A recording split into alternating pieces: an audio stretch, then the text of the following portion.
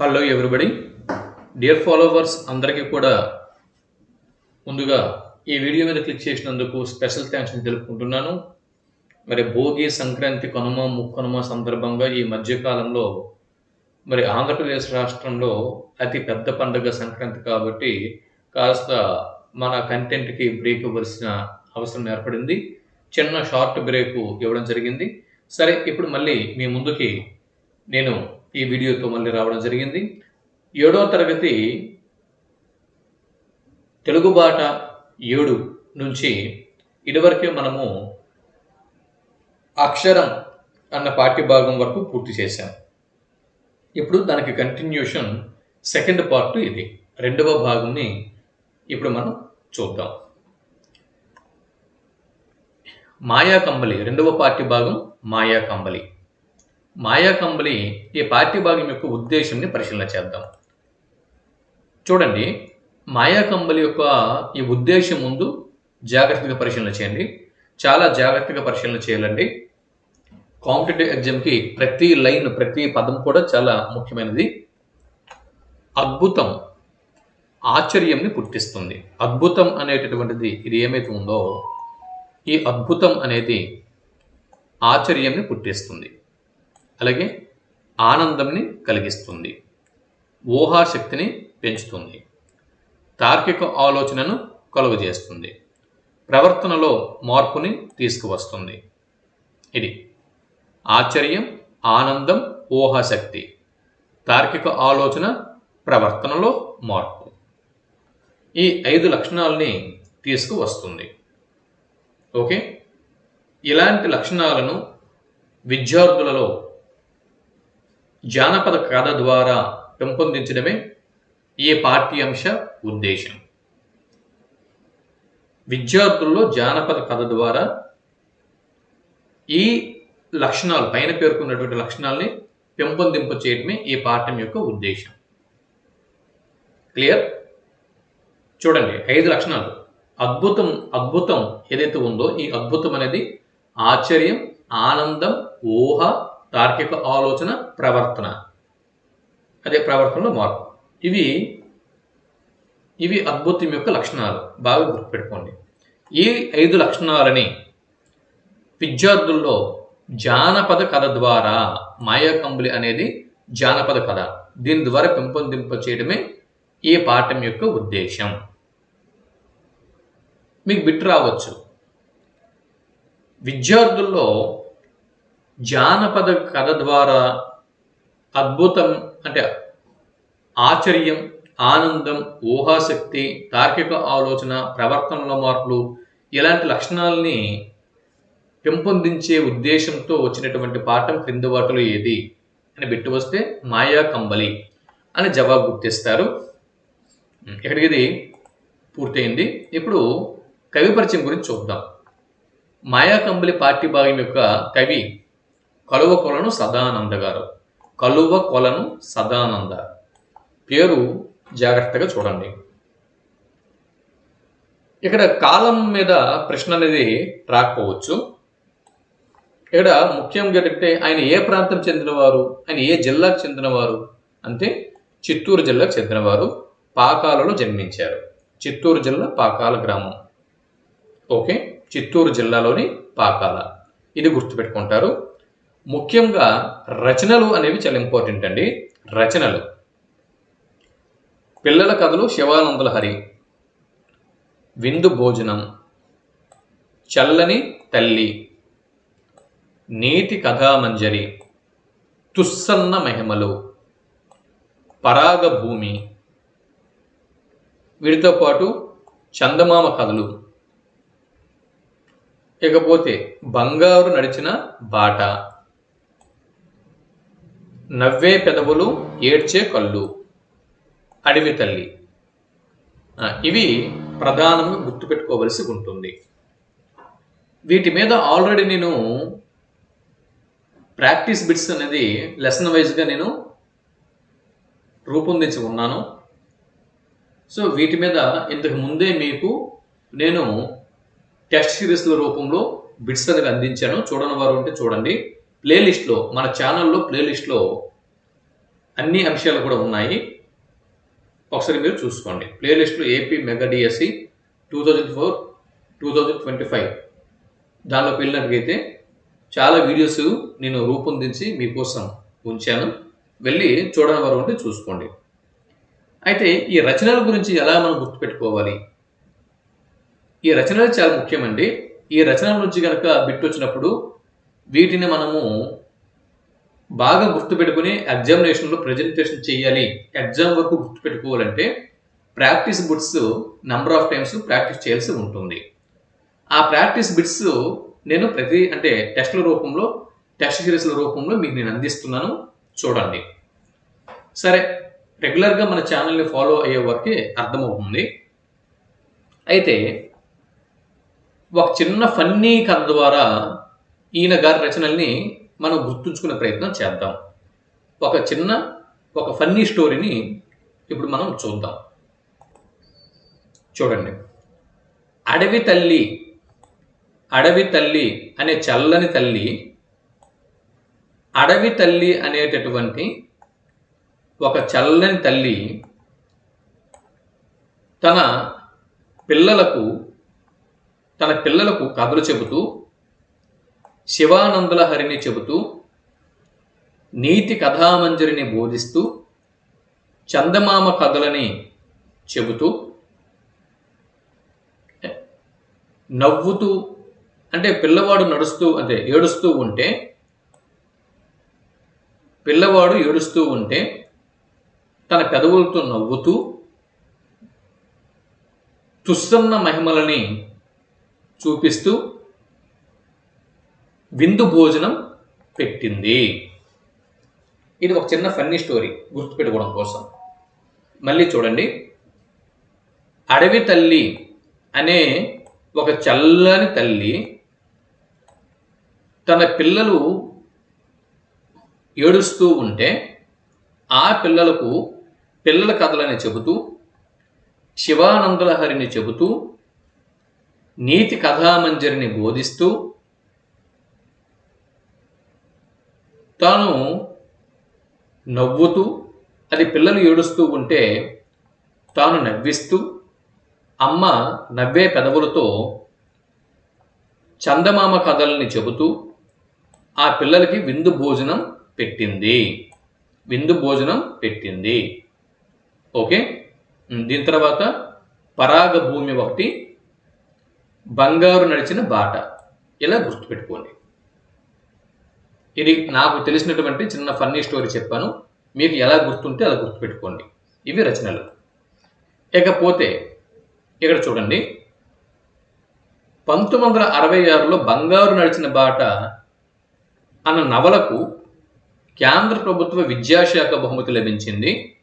1976లో నవ్వే పెదవులు ఏడ్చే కళ్ళు అన్న కథా సంపుటికి ఆంధ్రప్రదేశ్ సాహిత్య అకాడమీ అవార్డు లభించింది. అలాగే 2010లో అడవి తల్లి అన్న పిల్లల నవలకు కేంద్ర సాహిత్య బాల సాహితీ అవార్డు లభించింది. వీటిని గుర్తుపెట్టుకోవలసి ఉంటుంది. అలాగే బంగారు నడిచిన బాట అనేది నవల. బంగారు నడిచిన బాట అనేది ఇది ఒక నవల. ఓకే. తర్వాత కథా సంపుటి, ఇది ఒక కథా సంపుటి. ఇకపోతే బాల సాహితీ అవార్డు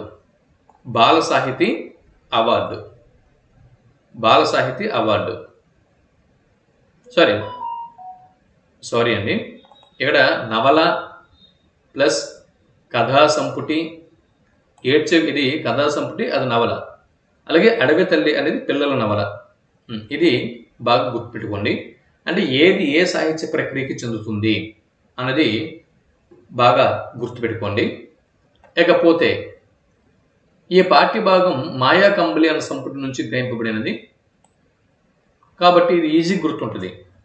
గ్రహింపబడిన గ్రంథము పాఠం పేరు ఒకటే కాబట్టి నో ప్రాబ్లం.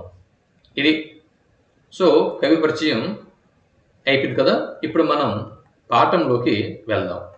పాఠంలోన నేను ఎక్కడెక్కడైతే రెడ్ మార్క్తో మార్కింగ్ చేస్తూ ఉంటానో అవన్నీ కూడా ముఖ్యమైనవి, ఎగ్జామ్లో రావడానికి అవకాశాలు అనేవి ఉంటాయి. వాటిని మీరు చూసుకుంటూ ముందుకు పదండి. ఇకపోతే మనం విషయంలోకి వెళ్ళిపోదాం. విషయంలోకి మనం వెళ్ళినట్టయితే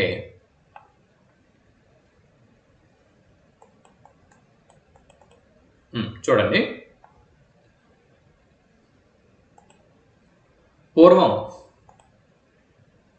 హిమాలయ పర్వతాలలో, ఎక్కడండి? హిమాలయ పర్వతాల్లో ఆత్మానందుడు అన్న పేరు గల వృద్ధయోగి ఉండేవాడు. ఆత్మానందుడు అన్న వృద్ధయోగి ఉండేవాడు.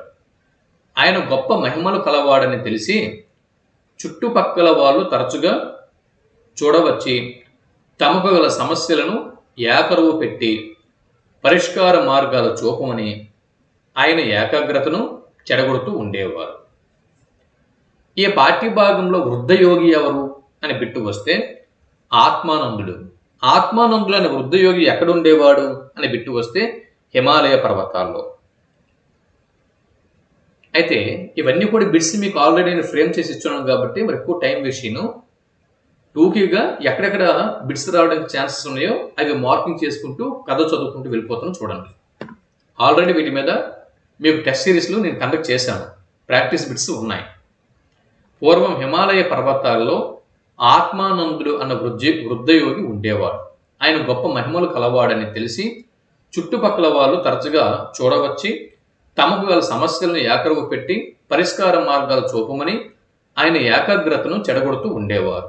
అందుచేత ఆయన తనకున్నటువంటి ఒక పాత కంబలి మీద మంత్రం చల్లి దానికి ఒక మహిమను కలుగజేస్తాడు. ఆయన దాన్ని కప్పుకుంటే ఎవరికి కనిపించేవాడు కాదు. ఈ రహస్యం మాత్రం ఎవ్వరికి తెలియదు. ఇది మొదటి పారాగ్రాఫ్. మొదటి పారాగ్రాఫ్లో ఏముంది? హిమాలయ పర్వతాల్లో ఆత్మానందుడైన వృద్ధయోగి ఉండేవాడు. ఆయనకి గొప్ప మహిమలు ఉండేవి. అది తెలిసి చుట్టుపక్కల వాళ్ళు తరచు వచ్చి ఆయన ఏకాగ్రతను చెడగొడుతూ ఉండేవారు. తమ సమస్యలను పరిష్కరించమని ఊరికి ఏకరువు పెట్టేవారు. మార్గాలు చూపమని ఆయన్ను అడిగేవారు.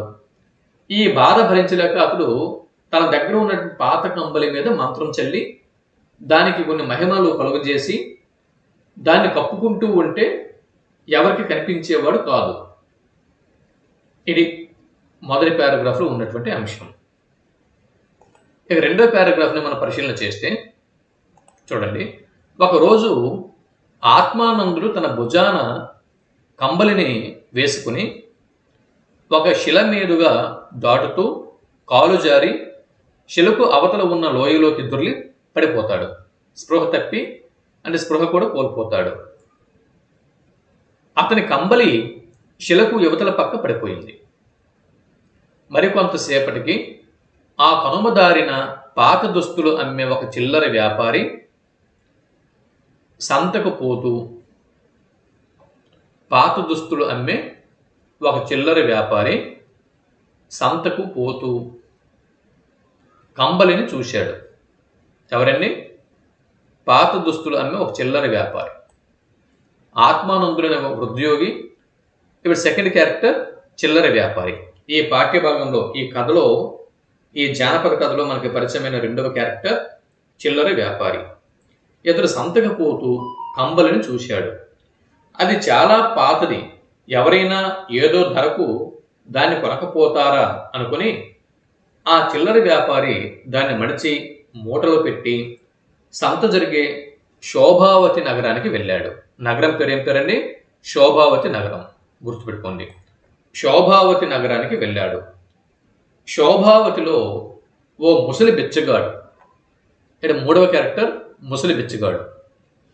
చలితో బాధపడుతూ పాత కంబలిని చౌకలో కొనుక్కొని వెంటనే దాన్ని కప్పుకున్నాడు. చూస్తూ ఉండగానే బిచ్చగాడు అదృశ్యం కావడం గమనించి అందరూ ఆశ్చర్యపోయారు. ఇది అంటే ఆత్మానందుడు అనే వృద్ధయోగి దగ్గర నుంచి చిల్లర వ్యాపారి సంతకు పోతూ పోతూ ఆ పాత దుప్పటిని తీసుకువచ్చి ఒక ముసలి బిచ్చగాడికి ఇస్తే ముసలి బిచ్చగాడు ఆ సంతలో అందరూ చూస్తూ ఉండగానే అదృశ్యమవుతాడు. ఇక్కడి వరకు అర్థమైంది కదా? ఈ వింత వార్త క్షణాల మీద నగరమంతా పాకింది. ఏ నగరము? శోభావతి నగరమంతా పాకింది. ఆ కాలంలో శోభావతులు దొంగతనాలు, అవినీతి, స్పర్ధలు పెచ్చుమీరి ఉన్నాయి. శోభావతి రాజు అయిన శోభావతి నగరానికి రాజు ఎవరండి? చండీదత్తుడు. 4వ క్యారెక్టర్. ఇక్కడ శోభావతి రాజు చండీదత్తుడు ఇక్కడ ఎంటర్ అయ్యాడు.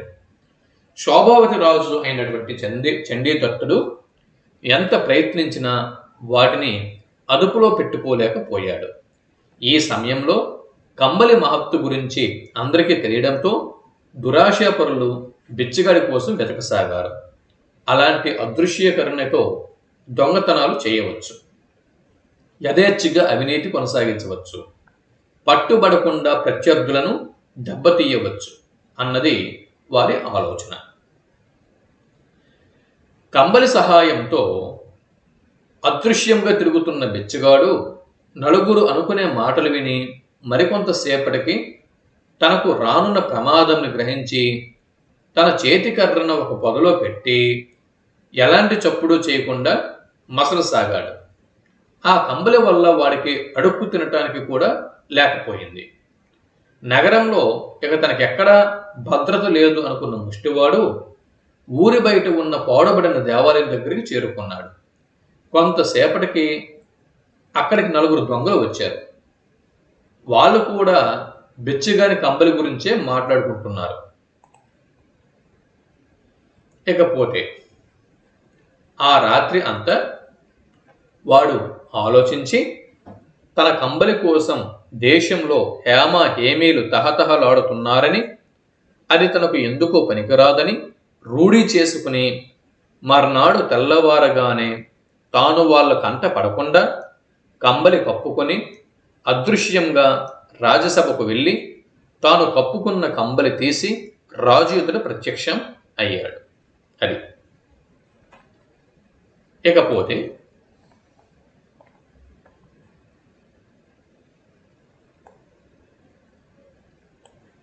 మహాప్రభు, ఈ కంబలి వల్ల నాకు ప్రాణహాని తప్ప శాంతి గాని సుఖం గాని లేదు. దీనిని మీ వద్దనే ఉంచండి అని ఆ బిచ్చగాడు కంబలిని ఆ రాజుకు ఇచ్చేశాడు. రాజు దాన్ని స్వయంగా పరీక్షించి దాని మహత్తును తెలుసుకుని బిచ్చగాడికి జీవితం సుఖంగా గడిచే ఏర్పాటు చేసి కంబలి తాను తీసుకున్నాడు. ఈ లోపల కొండ మీద పడిపోయిన ఆత్మానందుడు కోలుకుని తన కంబలి చండీదత్తుడి వద్ద ఉన్నదని తెలుసుకుని శోభావతి నగరానికి వచ్చి రాజును ఏకాంతంగా కలుసుకుని తన కంబలి తనకి ఇయ్యమని అడిగాడు. రాజు అందుకు అభ్యంతరం చెబుతూ రాజ్య శ్రేయస్సు దృష్ట్యా ఇది నా దగ్గర ఉండటమే మంచిది అని చెప్పి అన్నాడు. రాజా, నేను కూడా రాజ్య శ్రేయస్సు కోసమే చెబుతున్నాను. అసాధారణ శక్తుల వల్ల మంచి కంటే చెడు జరగటానికి ఎక్కువ అవకాశాలు ఉన్నాయి. ఇలాంటి మహిమాన్వితమైన వస్తువు మనిషిని పాప కార్యాలకు, నీతి బాహ్యమైన పనులకు పురికొల్పుతుంది. ఉత్తముడువైన నువ్వు భ్రష్టుడివి కావటం నాకు ఇష్టం లేదు అన్నాడు ఆత్మానందుడు. శతవిధాల చెప్పిన రాజు తన వాదంతో ఏకీభవించకపోయేసరికి స్వానుభవంలో తప్ప నీకు ఈ విషయం బోధపడదు అంటూ నిట్టూర్చాడు. తన కంబలిని రాజు వద్ద ఉంచడానికి ఒప్పుకొని ఎందుకైనా మంచిదని చెప్పి రాజు చేతికి ఒక రక్షాబంధం కట్టి వెళ్ళిపోయాడు. కంబలి సహాయంతో రాజు దొంగల ముఠాలను, అనేక మంది అవినీతి పరులను కఠినంగా శిక్షించడంతో నగరంలో నేరాలు, అక్రమాలు పూర్తిగా తగ్గిపోయాయి. చండీదత్తుడి మనస్సుకు కొంత ప్రశాంతత చేకూరింది. ఒకనాడు రాజు సభామందిరంలో రాజనర్తకి అయిన చంచల, ఇక్కడ మరొక క్యారెక్టర్ చూడండి పరిచయమైంది, చంచల. ఓకే, చంచల ఇక్కడ మరొక క్యారెక్టర్, 5వ క్యారెక్టర్. రాజనర్తకి అయిన చంచల నాట్యానికి ఆనందభరితుడై నర్తకిని ఏం కావాలి అని చెప్పి అడిగాడు. చంచల మాయా కంబలిని 2 రోజుల పాటు తన వద్ద ఉండనీయమని రాజును కోరింది. ఆమె ముచ్చటను రాజు నిరాకరించలేక శయన మందిరంలో ఉన్నదని వచ్చి తీసుకుని వెళ్ళు అని అన్నాడు. అయితే రాజు యొక్క శయన మందిరానికి చంచల వచ్చి కంబలి కప్పుకొని తిరుగుముఖం పట్టింది. వెళ్ళిపోతున్న ఆమెను చూసి రాజు ఆశ్చర్యచకితుడైనాడు. ఆమె అతనికి స్పష్టంగా కనిపిస్తున్నది. దానికి కారణం ఆత్మానందుడు తన చేతికి కట్టిన రక్షాబంధం అయి ఉంటుంది అని రాజుకు తోచింది. ఇక్కడ ఆత్మానందుడు, అలాగే చిల్లర వ్యాపారి, తర్వాత వృద్ధయోగి, అదే వృద్ధుడు, దాని తర్వాత ఇక్కడ రాజు తర్వాత చంచల. అవునా? ఇవి క్యారెక్టర్లు ఈ పాఠంలోనివి. అయితే ఆత్మానందుడు తన చేతికి కట్టిన రక్షాబంధం అయి ఉంటుంది అని రాజుకు తోచింది. చంచల తిన్నగా తన మందిరానికి వెళ్ళక మరొక దిక్కుగా కోశాధికారి విక్రముడు, చూడండి ఇక్కడ మరొక క్యారెక్టర్, కోశాధికారి విక్రముడు. ఓకే, చండీదత్తుడు రాజు, కోశాధికారి విక్రముడు, దాని తర్వాత చంచల రాజనర్తకి. ఈ రాజనర్తకి తిన్నగా కోశాధికారి అయిన విక్రముడి మందిరానికి వెళ్ళటం చండీదత్తుడు చూశాడు. చంచల అతని వద్దకు ఎందుకు వెళ్ళి ఉంటుంది అని ఆలోచిస్తూ చండీదత్తుడు శయనాగారానికి వెళ్ళి పడుకున్నాడు. కానీ అతనికి నిద్ర పట్టలేదు. ఆ రాత్రి వేళ విక్రముడు ఎవరండి? కోశాధికారి విక్రముడు కంబలిని కప్పుకొని చేత కత్తి పట్టుకొని తన శయనాగారానికి ప్రవేశించడం రాజు చూచి తనను చంపడానికి వస్తున్నాడని గ్రహించి లేచి చివాలును కత్తి దూసి విక్రముడి మీద పడ్డాడు. రాజు నిద్రపోతూ ఉంటాడని, మేలుకుని ఉన్న కంబలి మూలాన తనను చూడలేడని నమ్మిన విక్రముడు ఇలాంటి పరిణామానికి సిద్ధంగా లేక రాజు చేతిలో తేలికగా చనిపోతాడు. ఇకపోతే రాజాజ్ఞ ప్రకారం భటులు చంచలను బంధించి తీసుకొచ్చారు. రాజును హత్య చేసి వాళ్ళ వారసులను బంధించి తాను రాజు కావాలి అని విక్రముడు అనుకున్నాడని, చంచల కంబలి ఇచ్చి చేసిన సహాయానికి ఆమెను పట్టపుర్రాన్ని చేస్తానని ప్రలోభ పెట్టాడని, ఆమె అందుకు ఒప్పుకున్నదని భటులు తెలియజేశారు. ఏంటండి ఇక్కడ ఏం జరిగింది? రాజు ఆజ్ఞ ప్రకారం భటులు చంచలను బంధించి తీసుకువస్తారు. అయితే రాజును హత్య చేసి వాళ్ళ వారసులను బంధించి తాను రాజు కావాలి అని విక్రముడు అనుకుంటాడు. అర్థమవుతుందా? కాబట్టి చంచల కంబలి ఇచ్చి చేసిన సహాయానికి ఆమెను పట్టపుర్రాని చేస్తాను అని చెప్పి చంచలను ప్రలోభానికి గురి చేస్తాడు విక్రముడు. ఆమె అందుకు ఒప్పుకున్నది అని ఈ నిజంని భటులు తేల్చి చెబుతారు. చండీదత్తుడు ఆమెను దేశం నుంచి బహిష్కరించాడు. ఆ మర్నాడే రాజు హిమాలయాలలో ఆత్మానందుడు ఉన్న చోటికి వెళ్ళి, స్వామి, మీ కంబలిని మీరే ఉంచుకోండి, దీనివల్ల మంచి ఆలోచనతో మంచి చేయవచ్చు అని అనుకున్నాను, కానీ దీనివల్ల మనుష్యులలో స్వార్థం, నీచత్వం, చెడు ఆలోచనలు పెరిగి ప్రాణాలకి ముప్పు కలుగుతుంది అని రాజు, చండీదత్తుడు అన్న రాజు ఆ మాయా కంబలిని మళ్ళీ ఆ వృద్ధయోగికే, హిమాలయ పర్వతాల్లో ఉన్నటువంటి ఆ వృద్ధయోగికే ఇచ్చివేశారు. ఆ వృద్ధయోగి పేరు ఆత్మానందుడు అన్న వృద్ధయోగికి మళ్ళీ అంటే అతని యొక్క కంబలిని అతనికి రాజు మళ్ళీ తిరిగి ఇచ్చేశాడు. ఇకపోతే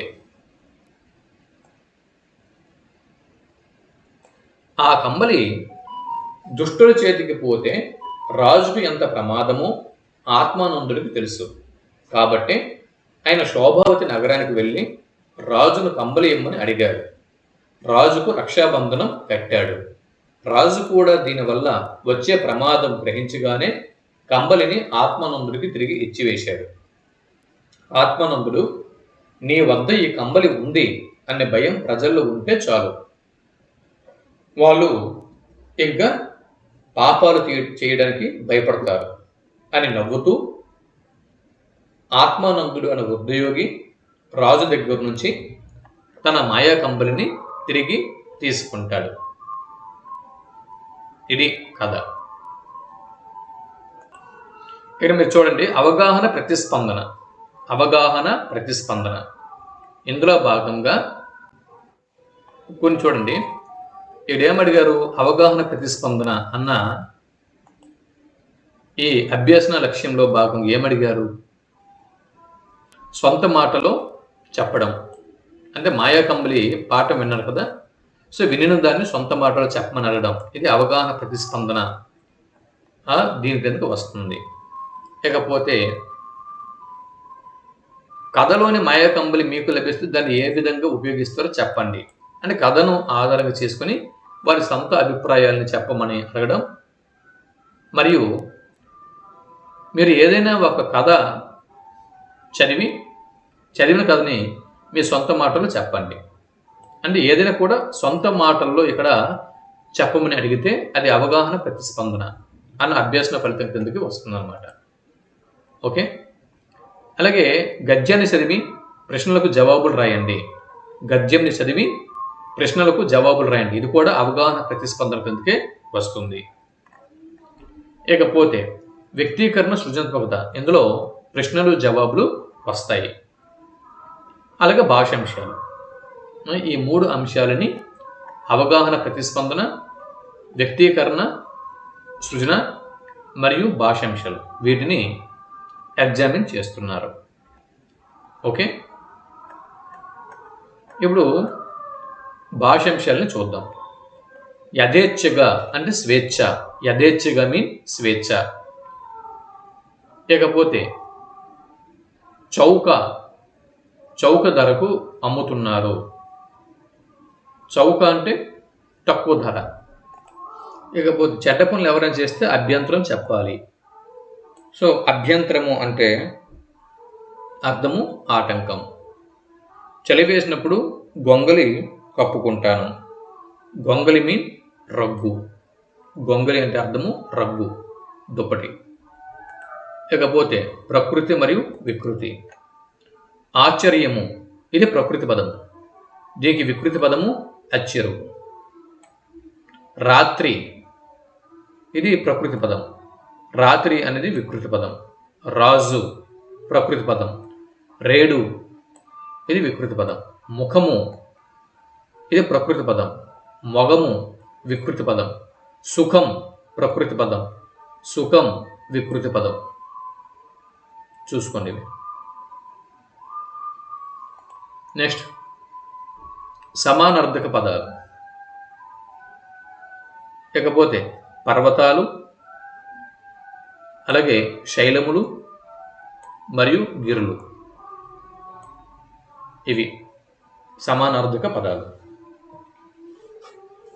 అలాగే ఇక్కడ సమానార్థక పదాలు రాజు, భూపాలుడు, నరేంద్రుడు.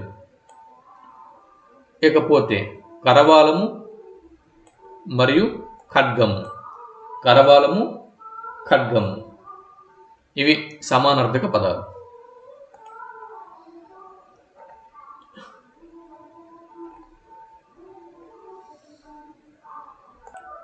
ఇక్కడ చూడండి, చింతకాయ రుచి పులుపుగా ఉంటుంది. శరీరాన్ని కప్పే వస్త్రానికి మరొక పేరు వలువ. శరీరాన్ని కప్పే మరొక వస్త్రం పేరు వలువ. గాలి వెలుతురు కోసం ఇంటికి పెట్టేది కిటికీ. గాలి కోసం, వెలుతురు కోసము ఇంటికి కిటికీని పెడతాం. తర్వాత ఇది తీయడం అంటే నిద్రపోతున్నాడు అని అర్థం. కునుకు తీయడము అంటే నిద్రపోతున్నాడు అని అర్థం. సముద్రపు ఆల్చిప్పలో ఉండేది ముత్యము. ఓకే, ఇవి చూసుకోండి ఒకసారి మీరు. మళ్ళీ చింతకాయ రుచి పులుపు. శరీరాన్ని కప్పే వస్త్రానికి మరొక పేరు వలువ. గాలి వెలుతురు కోసం ఇంటికి పెట్టేది కిటికీ. కునుకు తీయడము అంటే నిద్రపోతున్నాడు అని చెప్పి అర్థం. సముద్రపు ఆల్చెప్పులో ఉండేది ముత్యము. తర్వాత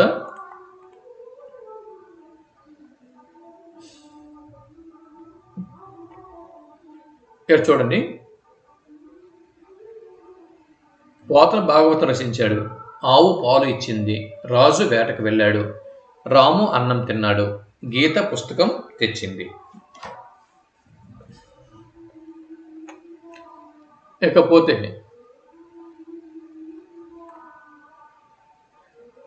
క్రియకు ముందు భాగంలో ఎవరు ఏది అని ప్రశ్నిస్తే వచ్చే జవాబును గమనించండి.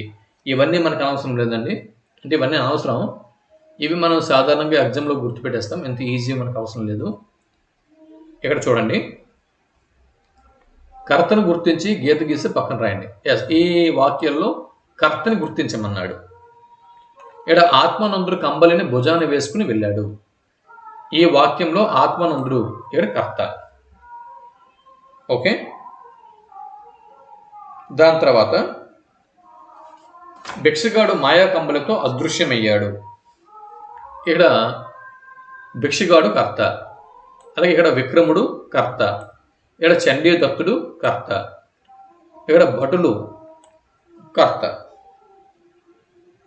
ఇవి ఈ గీత గీసినవన్నీ కూడా రెడ్ మార్క్తో మార్క్ చేసినవన్నీ కూడా కర్త. తర్వాత ఉత్వసంధి గురించి కింద ఉంది, చూద్దాం.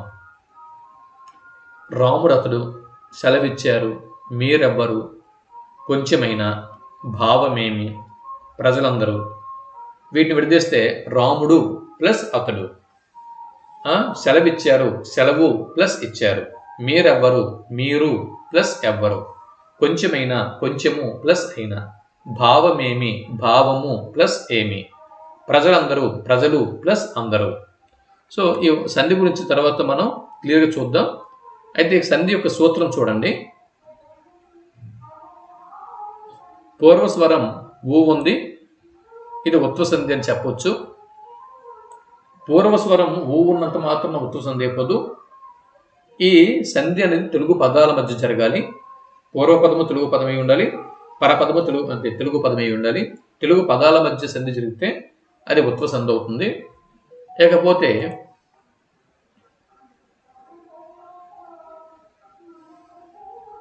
భాషా భాగాలు కూడా ఉన్నాయి.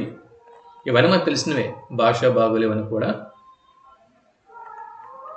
చూడండి, ఇక్కడ భాషా భాగం మనకు తెలుసు, సర్వనామము, క్రియ, విశేషణం, అవ్యయము, ఇవన్నీ కూడా మనకు తెలుసును. సో వీటి గురించి పెద్దగా మనం టైం వేస్ట్ ఇక్కడ చేయాల్సిన పని లేదు. ఈ పద్యం చూడండి. సర్వ తీర్థాభిగమనంబు సర్వవేద సమధిగమము సత్యంబుతో సరియుగావు ఎరగు మెల్ల ధర్మంబులకెందు పెద్ద ఎండ్రు సత్యంబు ధర్మజ్ఞులైన మునులు. ఈ పద్యంని దీని యొక్క భావాన్ని పరిశీలన చేస్తే, పుణ్య నదులలో స్నానం చేయటం, సమస్త వేదాలు అధ్యయనం చేయటం ఒక్క సత్యానికి సాటిరావు. అన్ని ధర్మాల కంటే నిజం పలకడమే గొప్ప ధర్మం అని మునులు చెబుతారు. నన్నయ్య ఈ చిన్న పద్యంలో సత్యాన్ని, దాని ప్రాధాన్యతను గురించి ఎంతో చక్కగా చెప్పాడు. అశ్వమేధం వంటి యాగాలు చేయటం రాజులకి సాధ్యం.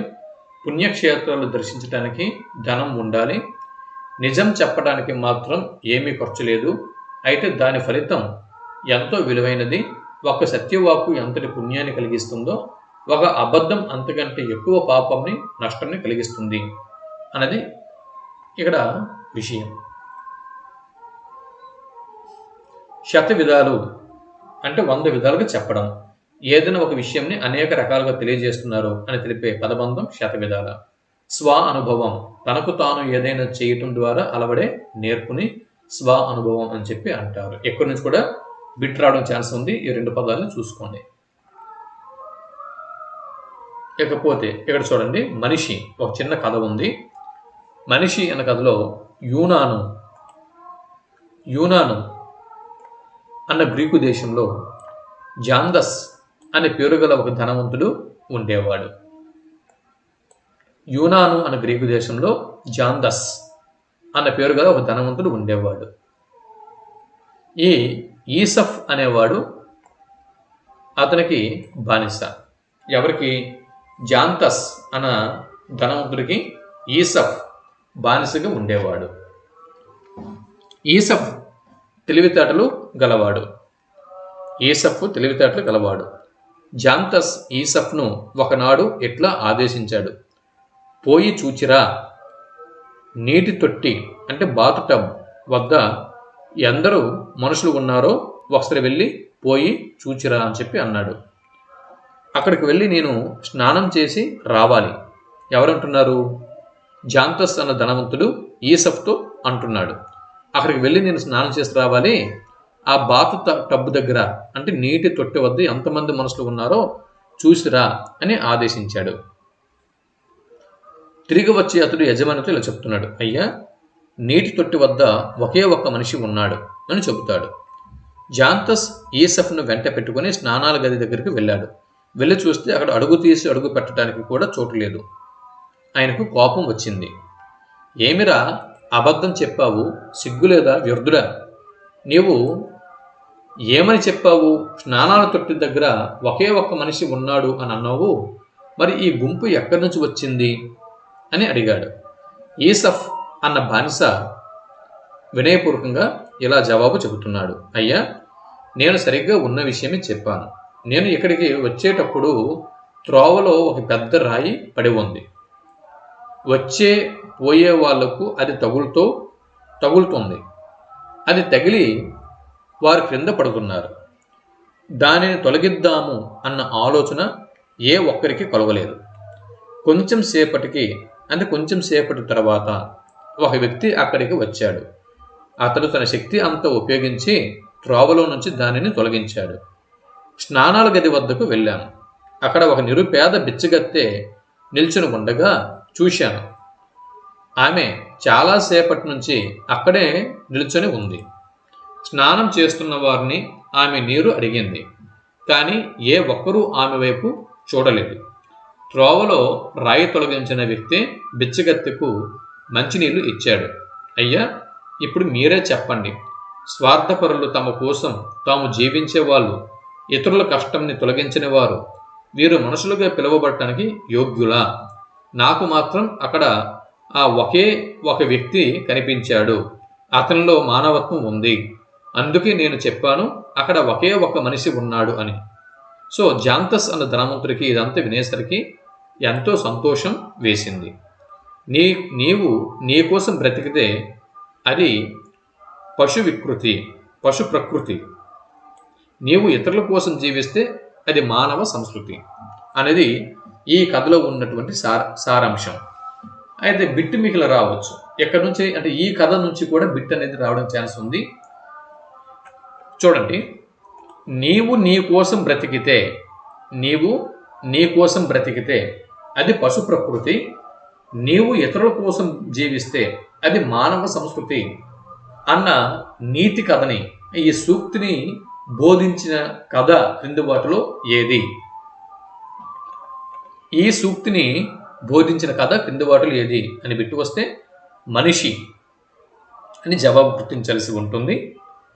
ఇందులో ఉన్నటువంటి పాత్రలు ఎవరండి? జాంతస్ ధనవంతుడు మరియు ఈసఫ్ అతని యొక్క బానిస. ఓకే, ఈసఫ్ అతని బానిస, జాంతస్ అక్కడ ధనవంతుడు. ఇది యూనాను అన్నటువంటి గ్రీకు దేశం. ఇవి ఇక్కడ గుర్తుపెట్టుకోండి చాలు. ఇకపోతే జనని జన్మభూమిచ్చ స్వర్గాదపి గరీయసి అంటే జన్మనిచ్చిన తల్లి, జన్మనిచ్చిన భూమి స్వర్గం కంటే గొప్పవి. ఓకే, ఇవండి ఇక్కడ మాయా కంబలి అన్నటువంటి మరో పాఠ్య భాగంని ఇక్కడ మనం తెలుసుకున్నాం. డియర్ ఫ్రెండ్స్, డియర్ ఫాలోవర్స్, ఇక్కడ చూడండి, ఏమైనా వీడియో క్లారిటీ లేకపోతే వీడియో మీద ఇక్కడ సెట్టింగ్స్ అనేది ఉంటుంది. సెట్టింగ్స్లోకి వెళ్ళి క్వాలిటీలోకి మీరు వెళ్ళి రెజల్యూషన్ పెంచుకుంటే క్లియర్గా వీడియో కనిపిస్తుంది. ఇకపోతే మీకు కాస్త అంటే ఈ పాఠం మీద ఒక అవగాహన ఉండాలి, ఓవరాల్గా ఒక కథ మీద అంటే పాఠం మీద ఒక అవగాహన ఉంటే ఎగ్జామ్లో బిట్టు ఎలాగడైనా కూడా మీరు రాయగలరనే ఉద్దేశంతో ఈ పాఠం మీకు నేను అందించాను. దీనికి సంబంధించినటువంటి ప్రాక్టీస్ బిట్స్, ఎగ్జామ్ ఓరియంటేషన్లో క్వశ్చన్స్ ఎలా వస్తాయి, వాటికి ఆన్సర్స్ ఎలా చేయాలి, ఇవన్నీ కూడా మీకు నేను ఆల్రెడీ ప్రాక్టీస్ ఇక్కడ మన తెలుగు టెస్ట్ సిరీస్ల రూపంలో మీకు నేను అందించి ఉన్నాను. కాబట్టి ఇక్కడికి ఈ మాయా కంప్లీ అనే పాఠ్య భాగాన్ని ముగిద్దాం. తర్వాత వీడియోలో మనం చిన్ని శిశువు అన్న పాఠ్య భాగం గురించి చూద్దాం.